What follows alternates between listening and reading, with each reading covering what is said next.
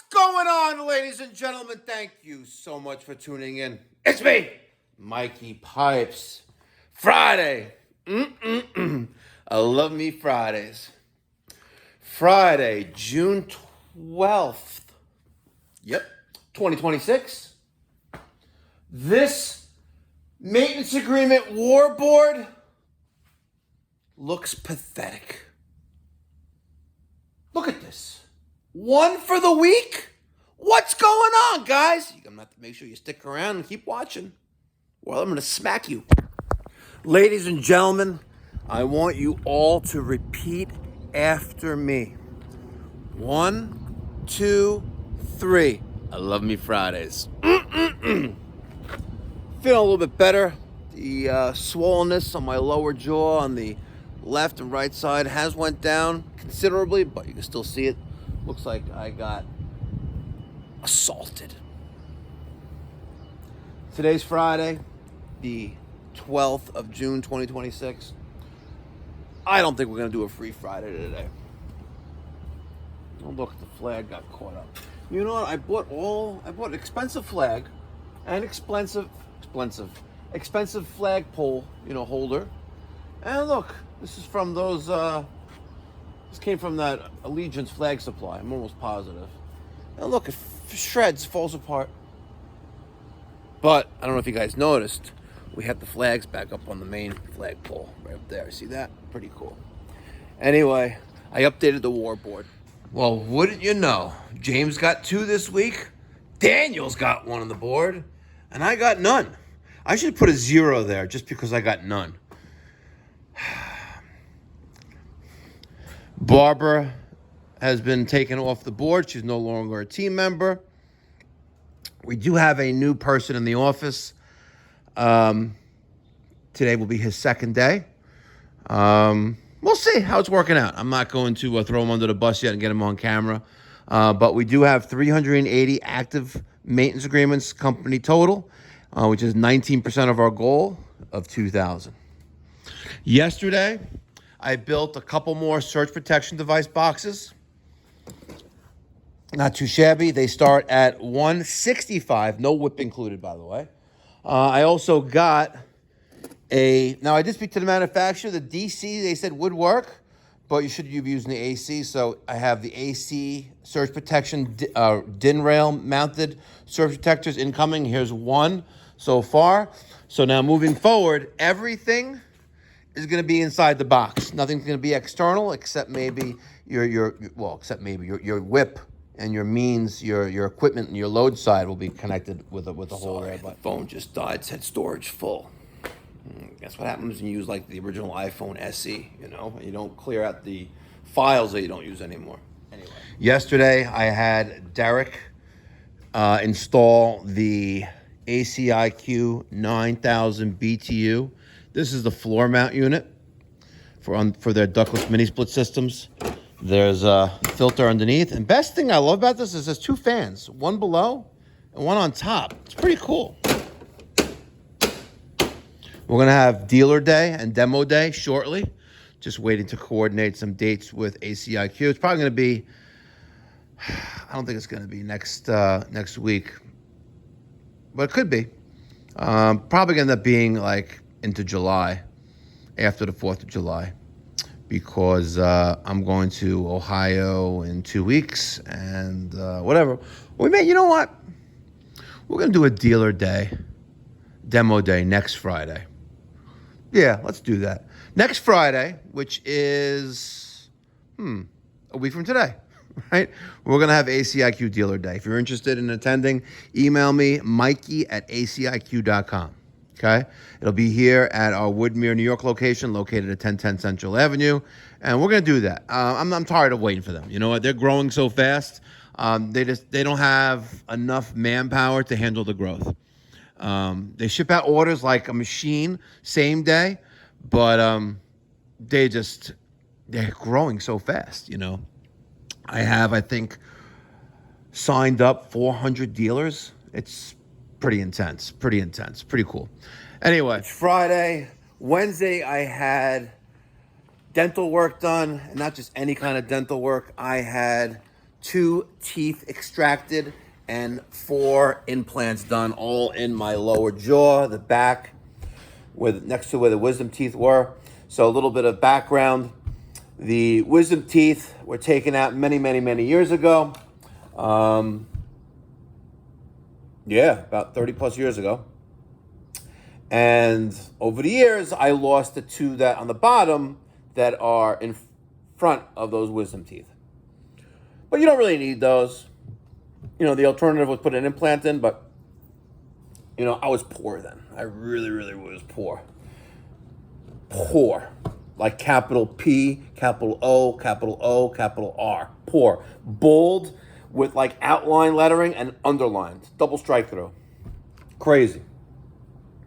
So,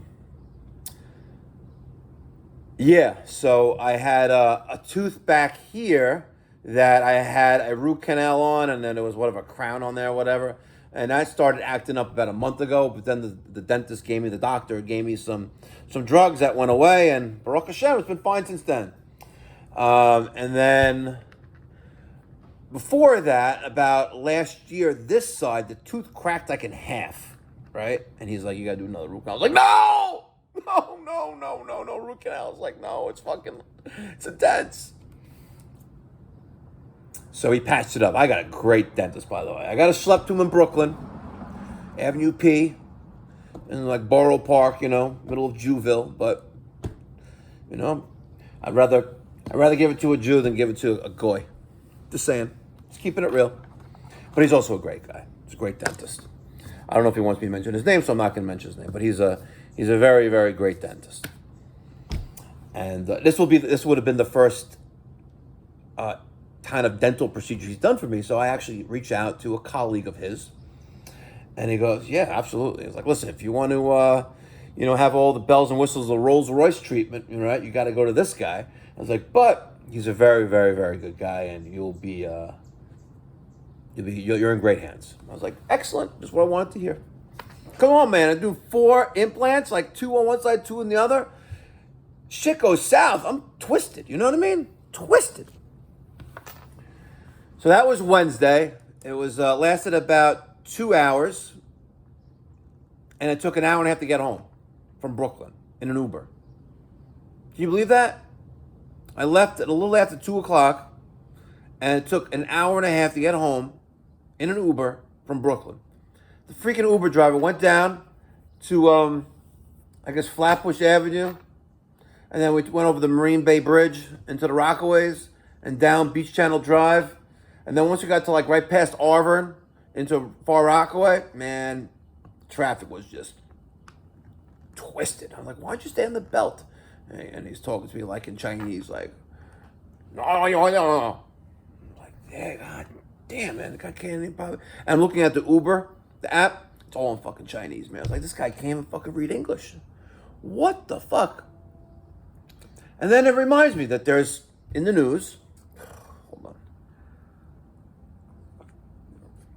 You have the federal government trying to crack down on these states that just hand out licenses, especially CDLs. Look at this stuff. You have these guys that cannot read English. What the fuck are you doing here if you can't read English? I'm sorry. I don't get it. I really don't get it. You come here, assimilate to our culture and our language. Why, when I call state agencies, para se favor, marca dos. You know what I'm trying to say. Come on. English is the language. But you go to France, you call the government there, it's all in parlez-vous français. Come on. Get me tight, man. It's gonna get me tight. Yesterday was 91 degrees. 91 degrees. It was so hot yesterday that my pool temperature, which was 83 yesterday, felt refreshing. I have the heater off because I don't have a cover, because the cover broke. And they're replacing that today. The automatic cover, the automatic safety cover that closes, open and closes, that you can use, keep your pool closed, and conserve energy. So I've had the heat off. So right now it's just, the sun, and it's 83 degrees in there. And then as I was swimming, and I saw on the iWatch, it said 82. And the water temperature. I'm like, wow, this is refreshing. And you get out, sometimes you get little shivers, for a quick second. You know what I'm talking about. Come on. And no shivers, because it's freaking 91, 92 degrees out. Hot as balls. Yep, and then it was good. I swam about 1,500 feet back and forth. I do laps in my pool.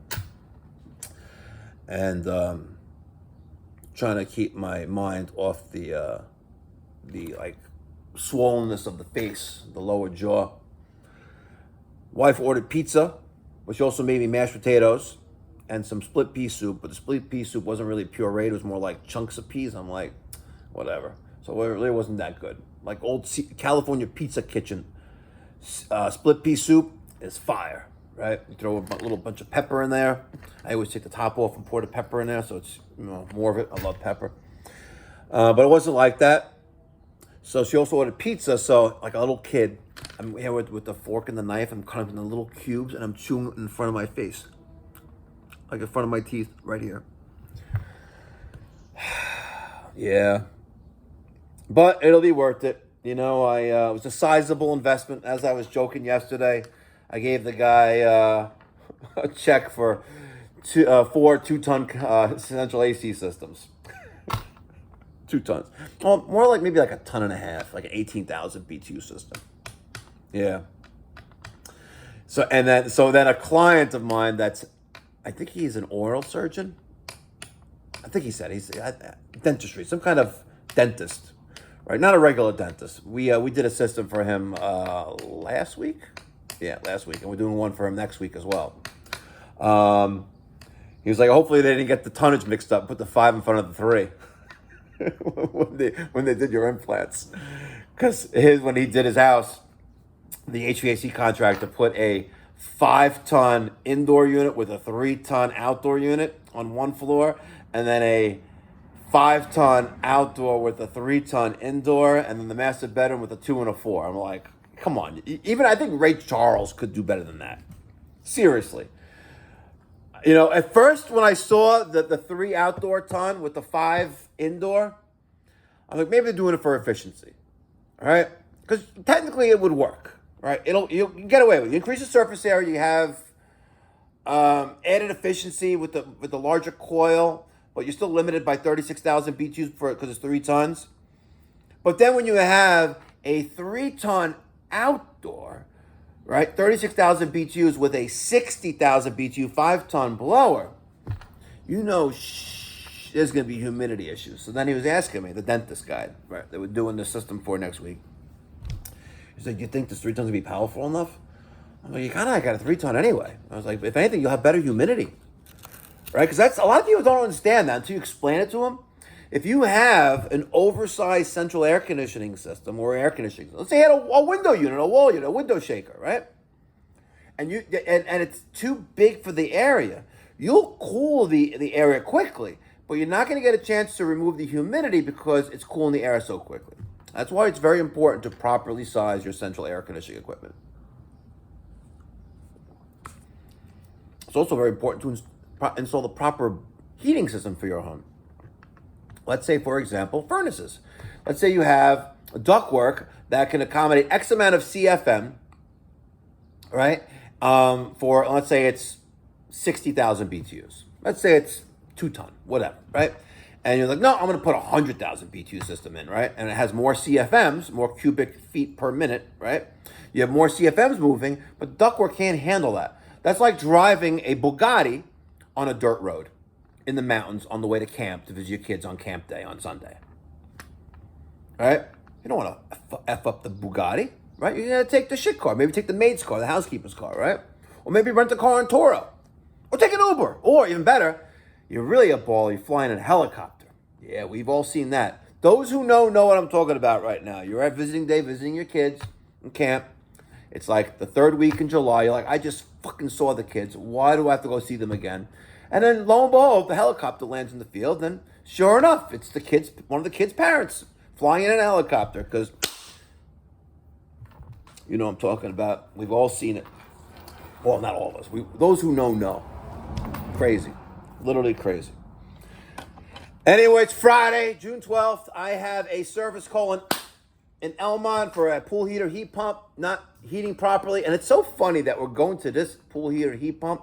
I mentioned this story a couple times in my recent pool heater heat pump videos where I put the bottom screw in the front of the Hayward HeatPro pool heater, and it was the longer screw instead of the shorter one. I went right through the fucking coil and dumped the entire charge, 4.5 pounds.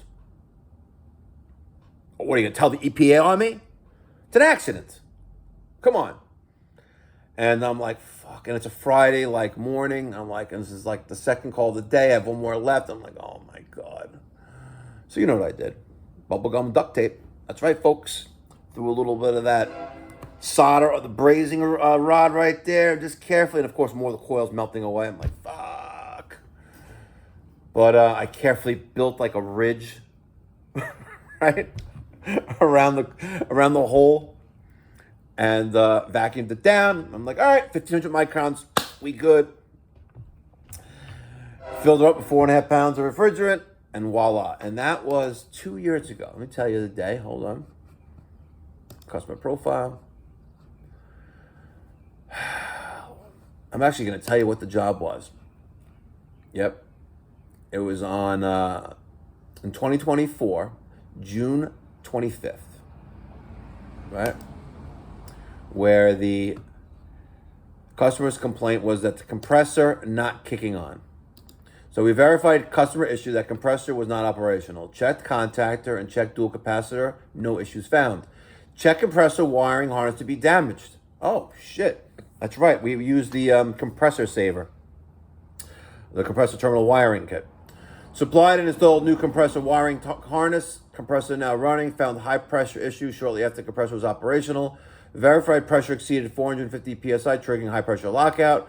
Recovered approximately 1.5 pounds of refrigerant. The system is now running. Homeowner made us aware the pool heater was used from a third party. We do not know the previous history of the heater. It is possible that there could be a restriction in the system or other undiagnosed issue. If this is the case, another service call would be required. And there's no indication that I did that because, it was my mistake. No need to bring that up. Let's keep it around. I remember I remember going to Johnstone. That's right. I remember going to Johnstone, getting the Copeland harness because I didn't have a compressor saver thingy on me. And I went to Johnstone and got a new Copeland compressor harness. Crazy. I bet you the compressor's dead now. You know what? He'll be a perfect prime candidate for an ACiQ heat pump water heater, pool heater. They make them now, by the way. Up to 185,000 BTUs. Ain't that crazy? Crazy. Crazy. Someone had commented the other day, actually it was yesterday, about Mikey Pipes. Not too long ago, you were a big fan of Fujitsu.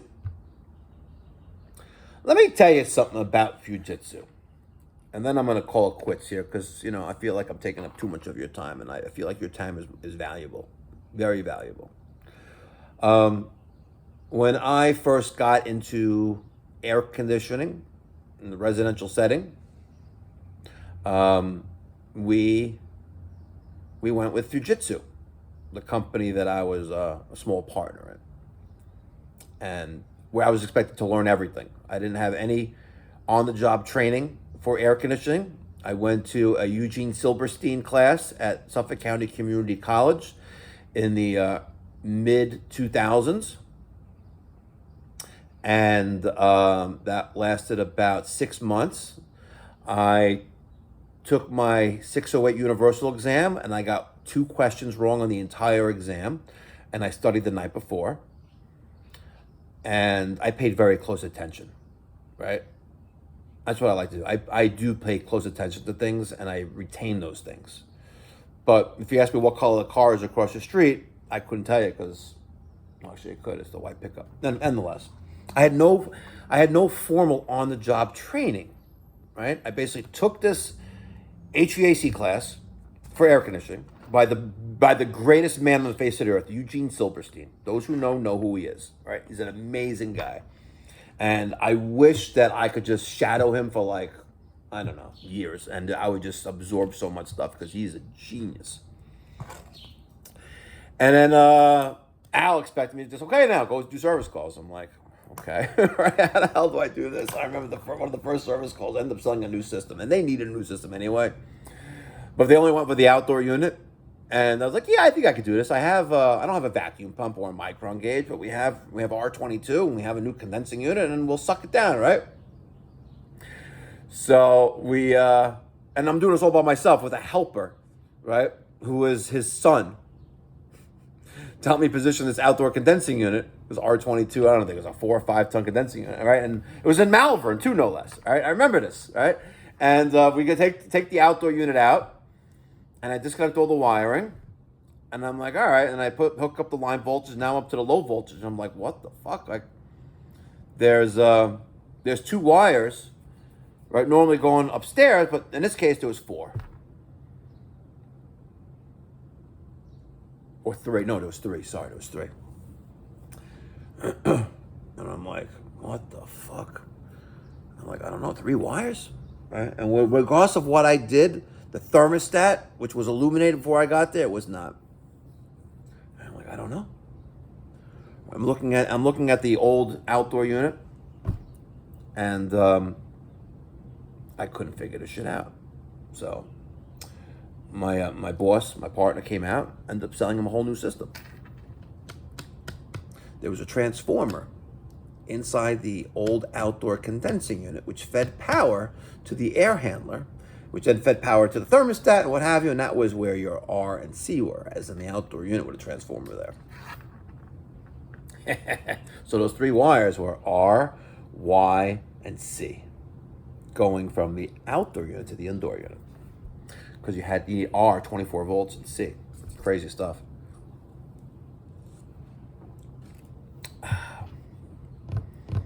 Those were the days. Good stuff. Let me know in the comments section down below the earliest HVAC story that you can remember where you fucked up and what the outcome was. That was my story. Let me hear yours. I'll catch you in the next one. Have a great weekend. I have nothing saved up tomorrow or for Sunday, but maybe I'll entertain you. Thanks for watching. Really appreciate it. And real quick, the main Pipe Doctor, Mikey Pipes YouTube channel, we lost, I think 7 or almost 8,000 subscribers the other day. And my mentor that I reach out to every so often is it's like a consultant guy.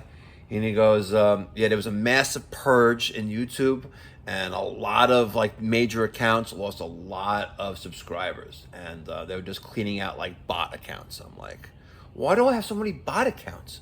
He was like, listen, fortunately, it's only that many. It could have been a lot worse. I'm like, damn. So we're at 192,900 subscribers. And yesterday, real quick, I get it. The winner of the 200,000 subscriber ductless mini split system sent me an email yesterday. So you're a man of your word, right? And let me find you the email. One second. Where is it? You're a man of your word. And he goes, wish the freight carrier was a little less, aggressive with the equipment. I can't find it, but he emailed. Where is it? Oh, come on. I don't know where it is. I don't know. But the guy who won the ductless mini split on my live stream on Sunday, he sent a picture of it. It was pretty cool. But thanks for watching. Catch you in the next one. Be well. God bless. Stay safe.